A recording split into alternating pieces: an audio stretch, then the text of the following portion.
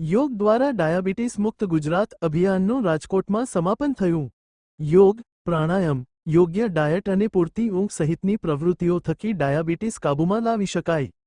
યોગ કોઓર્ડિનેટર શ્રી ગીતાબેન અને શ્રી મીતાબેન ગુજરાત રાજ્ય યોગ બોર્ડ તથા આરોગ્ય અને પરિવાર કલ્યાણ વિભાગ, ગુજરાત સરકારના સંયુક્ત ઉપક્રમે આયોજિત યોગ દ્વારા ડાયાબિટીસ મુક્ત ગુજરાત અભિયાન અંતર્ગત રાજકોટના પૂજ્ય રણછોડદાસ બાપુ મ્યુનિસિપલ કોર્પોરેશન હોલ, ભારત વિકાસ પરિષદ હોલ, આનંદનગર તથા સરદાર પટેલ ભવન, માયાણી ચોક નજીક બંને સ્થળો પર સમાપન દિવસ શિબિરનું આયોજન કરવામાં આવ્યું હતું।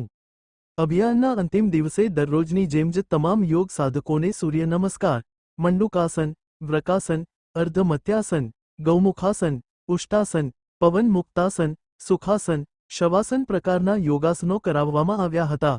યોગ એ બાહ્ય અને આંતરિક પ્રક્રિયા છે એ મુજબ પ્રાણાયામ, કપાલભાતિ, અનુલોમ વિલોમ અને ભ્રામરી પ્રાણાયામ કરાવ્યા બાદ મેડિટેશન અને ક્વિક રિલેક્સેશન પણ કરાવવામાં આવ્યું હતું।